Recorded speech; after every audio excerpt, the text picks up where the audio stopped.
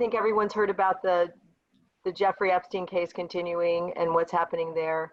The president, through Ivanka Trump, just dedicated $35 million for services for victims.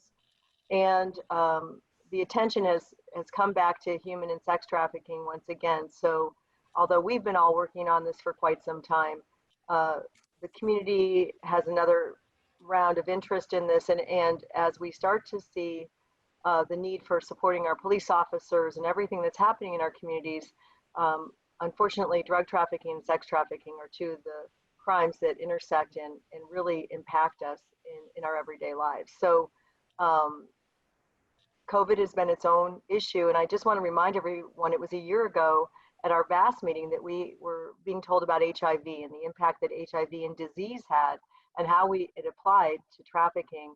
And I think COVID is just a sister to HIV. And we know that as it relates to trafficking and the transfer of germs and disease, that this will have a long-term impact on many of our vulnerable people. So I wanted to introduce Kevin Thompson, who's our city council person. And Kevin, did you want to give a couple comments before we get into our meeting? Sure.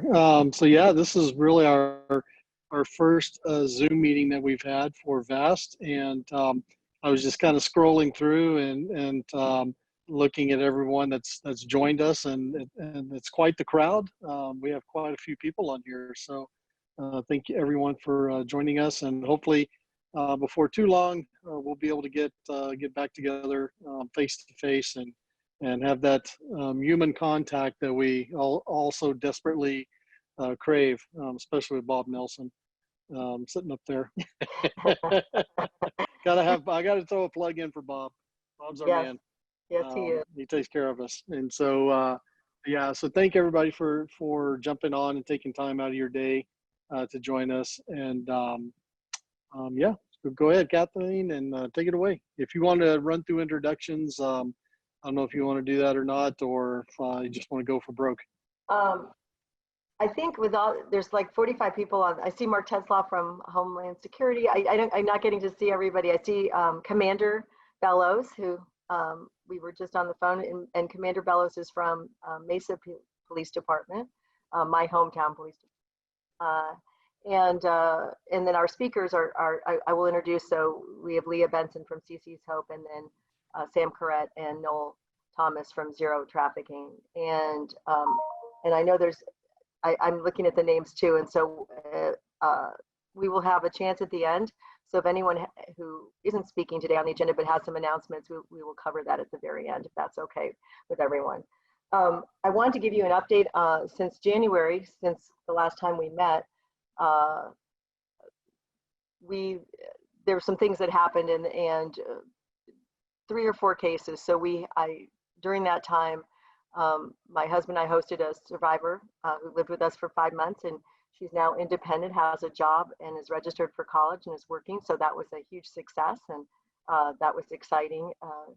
We also hosted a mom whose daughter was left for dead. The pimp tried to kill her by hitting her in the head with a hammer. And although we have a lot of resources for victims, if someone becomes a victim in our state, but their parent is coming from another place, we really don't have any place for that. So I received that call from the Dream Center.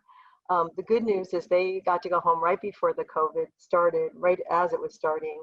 And V.A.S.T provided suitcases and clothing and support for the family, so that this young lady who had been a runaway for 4 years, her mom had not seen her for 4 years, and her first reintroduction was at a hospital side bed where she pretty much was in critical condition. So we did a lot of that support, and they're doing well, and they're in Kansas, and we're really excited about that, that we could do that. In the last few weeks, we recovered a girl that unfortunately was addicted to drugs, and we had her out for about 3 hours, but the drug addiction was stronger than staying out, and we're seeing more and more. The street drugs are very inexpensive. Heroin is now about a $30 a day versus when it was $300 just maybe a year, 2 years ago.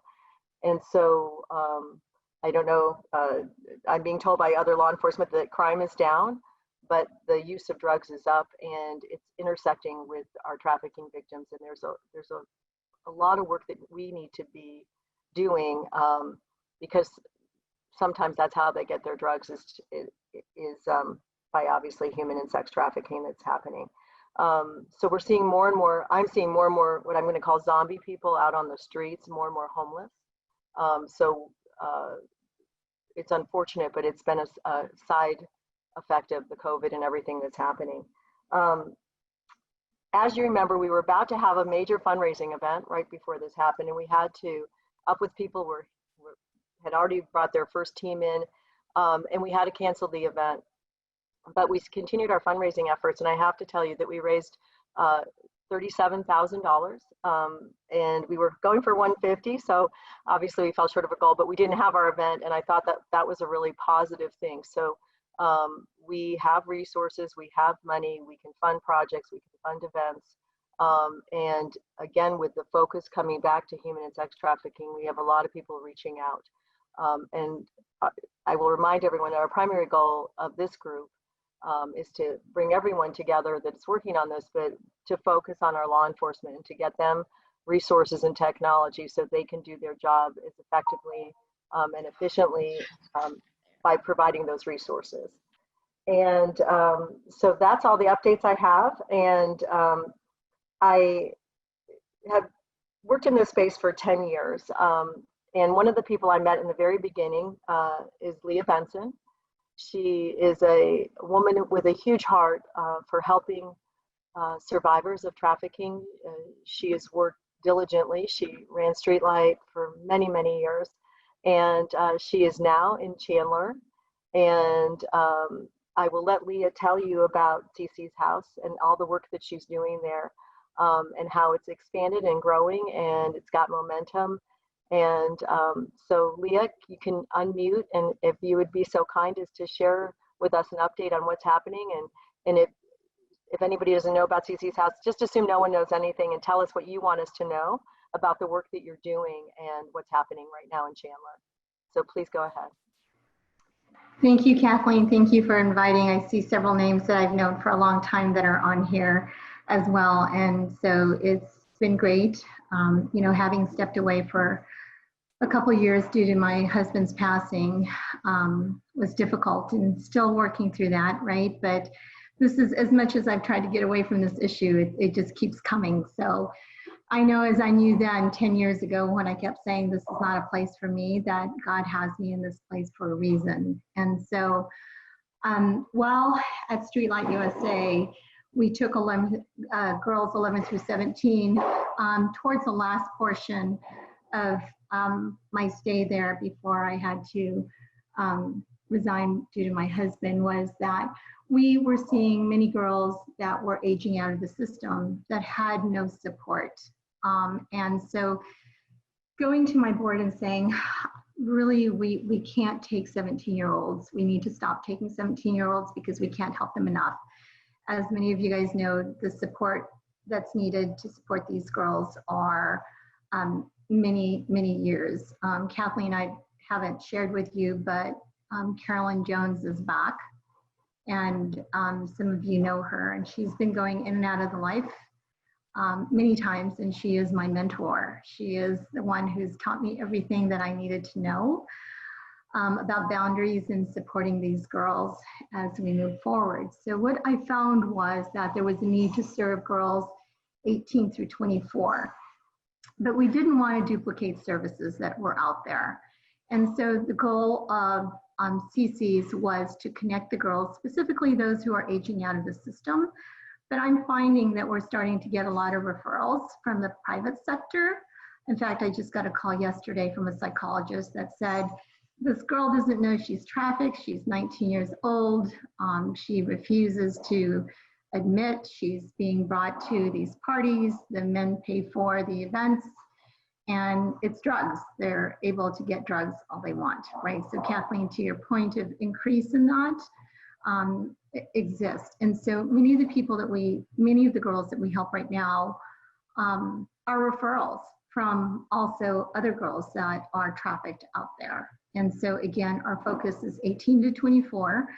But what we do a lot of is we do case management. So a girl comes to us, Kathleen sent us a girl, and She is at risk of being trafficked. She was Native American. And in many situations, what I've found is that it takes a collaborative effort to address the issues. It's not one organization. So we've kind of taken on the role with the girls that we serve, the role of being that coordinator. So a girl comes in, for instance, this the psychologist called me. She's got sexual issues, possibly have been with about 40 men within the last 3 months, about 5 a day. And so she has sexual issues. She has self-esteem issues. She lives at home, has great parents. She's a Christian. And so we don't need to take her out of the home. So what do we do? So who are our partners at the table that we can go to address sexual addiction, for example, to address self-esteem issues, for example? And so our case manager, I hired her from Chicago. She understands streets very well, Monica Ivy, and she's able to sniff out whenever the girls are telling stories, right? Whereas some of us may not because of our hearts and where they are at the time. So from a case management perspective, we would take in this individual and we would look at what services they need, and we would connect them in the community. And so our role is to stay consistent in that young lady's life and saying, are you going to counseling? Are you maintaining that? How's your sessions going with reference to whatever self-esteem issues there may be? And so being that consistent there. And thanks to the board and some fundraising that we have done, we are now looking for a home in the East Valley to house some girls, starting with about 8 girls. But we're not going to take just any girl. These girls that we are going to take into our home have to be ready to transition. So these are girls that have maybe worked through some type of program, but need additional support to then start transitioning back out in the community. So to serve 8 girls, it doesn't sound like a lot, but it's like they say, 1 starfish at a time, right? And that's what we do, is we serve 1 life at a time. We are in the process of developing an online help system, where it is survivors that are running it. And with COVID, we've had to be very innovative in how we do this, because how do we vet the girls? We can't see them in person. They don't always have internet connections.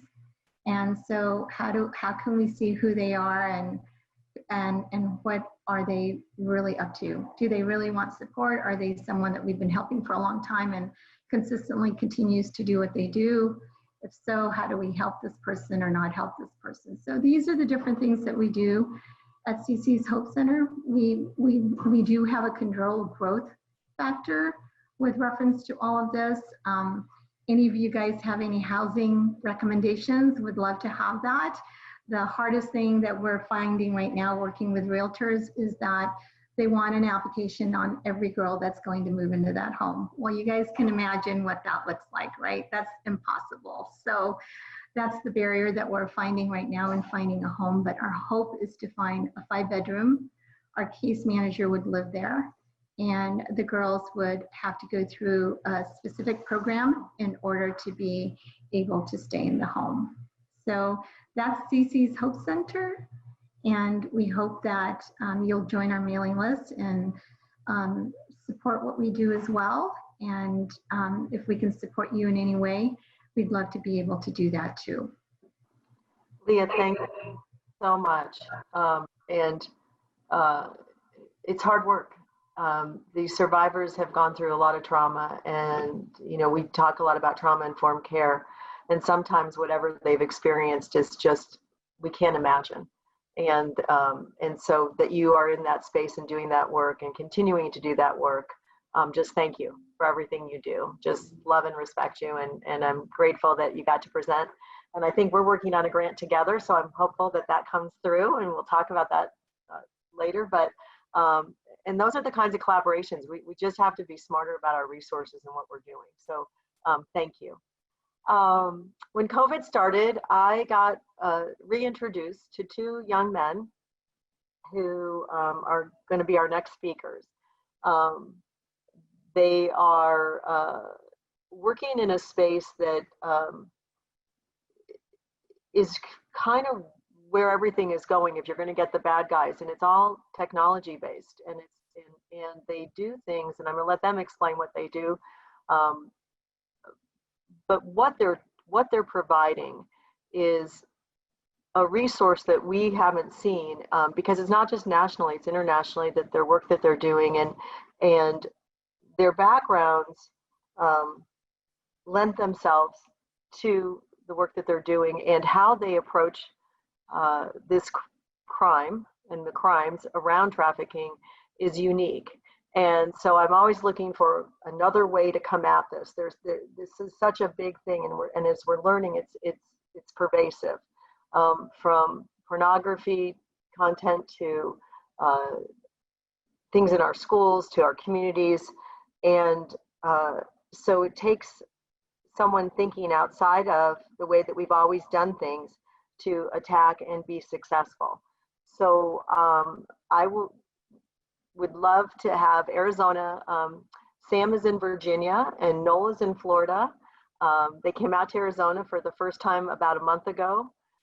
We are hoping that they will be coming and become a part of our community, and that they'll be working with local law enforcement. That's what we're working on right now, to bring their techniques and their talents to help us stop this crime of trafficking. So I want to, I realize I missed somebody. There's a lot of great people on this call, different police departments and such. And then Abby from Schroeder, right? I think just might have messed her last name. Abby from Martha McSally's office is on the call. So thank you for that representation. And I still don't see you, but I know that you're here. So thanks, Kathleen. Oh, good. Yay. I heard you. We're thrilled that you're involved. So there was supposed to be training earlier this month, and 86 officers had signed up. It was we'd gotten a Department of Justice grant. It was going to be conducted at the community college. And unfortunately, it was at the point where COVID was spiking in Arizona, and the people that were going to come and train said they didn't want to come to Arizona. So we already give Sam and Noel credit. They came to Arizona even though there was COVID here, and we appreciate that. But because we had to cancel it, the Department of Justice gave us an extension on our grant. We are going to try to redo that, or not redo it, but do the training come end of September, beginning of October. We'll get that information out. Obviously a location, it needs to be done in person. It's for law enforcement only, and it's confidential. But the good news is that they have extended us 3 classes. So we can do this training and then do an advanced training and do another advanced training, or we can do the same basic training, and we'll make that decision. But we did have 86 officers from around the state interested in that. So that's a good sign for us that what we're doing matters, and that people are investing in our organization, and especially in our law enforcement. So that's an update. That was supposed to have been held, I think, August 4th, but we will be having it in the next 45 days for our law enforcement partners.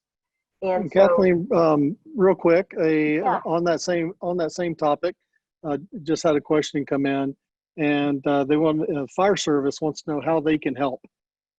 Fire service? Oh my gosh. Mm-hmm. They can attend the training, even though it's law enforcement, and they're first responders. And then they can also, I think they're probably seeing, my experience with fire is that they always see the drug side of it before the police sometimes, because they get called out to the scene. So how do we, I'd like to just, again, bring our law enforcement partners together with fire and see what is the best way for them to work together. But they also, if they see the leads, making sure those leads get captured so that they're not lost. Like they're treating someone who's on drugs, but maybe there's the next question that you want to ask, or the next part of that. It's like doctors treating at a hospital when they see stage bruising or they see a broken arm, but then they don't identify that person as a trafficking victim. So maybe working with fire on, we've done some training, it's been a while, but maybe it's time to redo that training again on identifying trafficking victims. So I would love to get together with whoever offered that question from fire. That's a great idea. And any of our first responders are critical to identifying these victims. And so just making sure we build a bigger safety net around so we can help and protect them. And unfortunately, we're seeing more of them during this time.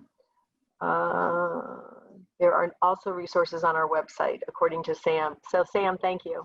So Zero Trafficking has resources on their website. And we'll get their website out to all the members of V.A.S.T after this meeting. It is now time for announcements. So does anybody have an announcement that they would like to make on behalf of their organization or their group or anything else that anyone wants to tell this group?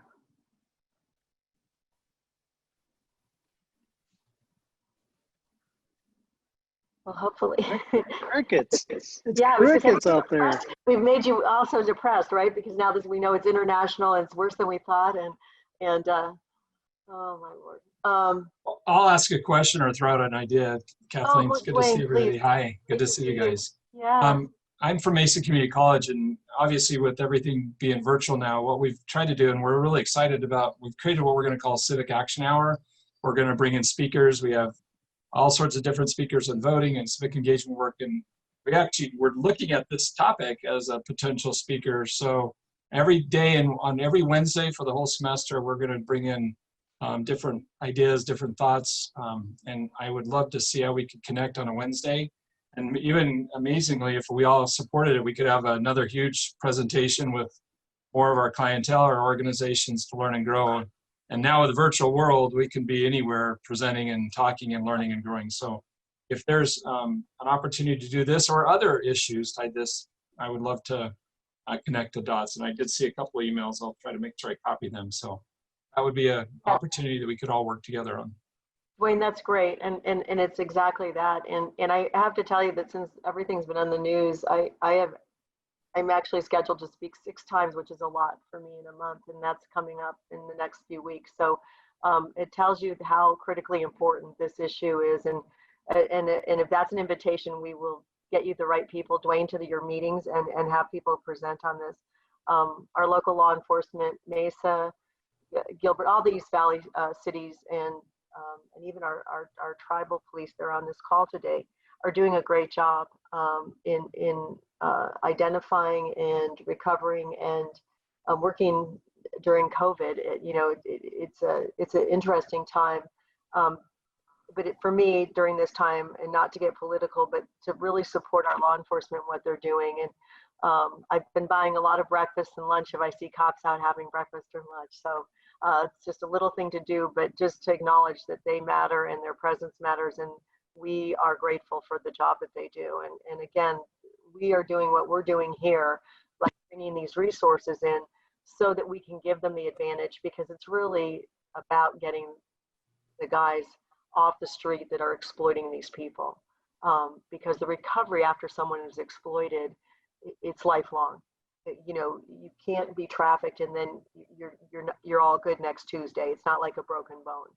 So it is important and incumbent upon us to do everything we can to use every resource we have to attack this. So I'm really excited about that.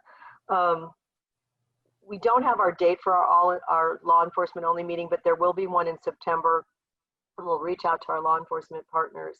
And then our next meeting is going to be October 8th. We don't know if it'll be in person or virtual. Right now we'll say it'll be virtual, but if we can meet in person, we will. Oh, thanks, Mark. So Mark is acknowledging that Trust and Homeland Security have a training that they do with Banner. I got a call from Phoenix Children. So Mark, I may reach out to you after this call because they're looking for a training too. So I just have to tell you that the work has not slowed down. The need for people to be vigilant and to use our resources wisely. I'm working with several of our state legislators on the money that was just allocated for victims. So we are trying to be more collaborative and more responsible with our resources so that we can bring as many benefits to Arizona, and specifically to Maricopa County, and then our group works countywide. But everything everyone is doing matters, and we will continue to have this conversation and look for money with partners that we haven't worked for. The Department of Defense is an example. You know, we know there's a tie in there, but we haven't aggressively done that, and we're now starting to. I also want to remind you that it was us a year and a half ago that told you TikTok was a bad thing, and so that's now out there too. So we have been ahead of some of this stuff, and so if nothing else, come to V.A.S.T because hopefully we'll know it first. Is there anything else anyone would like to add at this point? I just am so grateful to see so many wonderful people on and faces, and know that we will keep you updated, and we're moving forward on this, and we are really trying to have a technology center brought to Arizona like the ones in Virginia and Florida, so that the West Coast can have the representation that the East Coast has, so we can start to attack these networks. So if you want more information or anything, don't hesitate to reach out, and we will get you what you need. And I just want to do a shout out to Mesa and Gilbert Pd. We'd been tracking a girl for about 8 months, and we found her, and she was reunited with her dad, and she was addicted to fentanyl, and we had her out for about 3 hours, and she had to go back because she needed to get her drugs.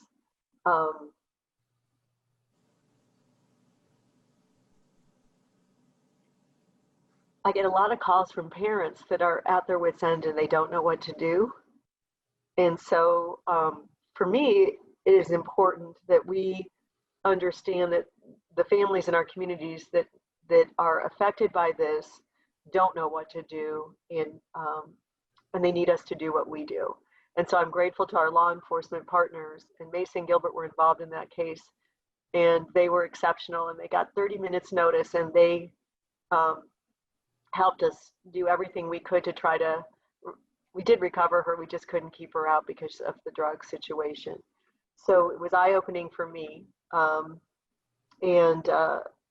we will continue to fight this with everything that we have.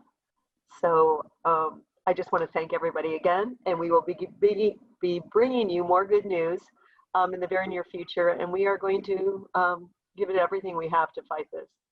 And Councilman Thompson, do you have anything else you'd like to add? I don't, Kathleen, but just saying thank you to everyone for taking time out of their day to jump on and share in this discussion. And next time, make sure you bring plenty of questions. We want everyone to be as involved as possible, and because this truly is a lot of people think this is a victimless crime, and it's not. The victims have faces and they have names, and so we just got to make sure that we're putting the bad guys away, and supporting our police department and law enforcement and their efforts and all that they do to eliminate this atrocity that's taking place in our community. So thank everyone, and I really appreciate again everyone taking time out of their schedule to join us. Thanks, you guys. Everyone have a great day and have a great weekend, and stay safe. And we'll be back in and stay cool. Yeah. We can't promise that. We all live on the face of the sun, but we love you all. Thank you. Bye-bye.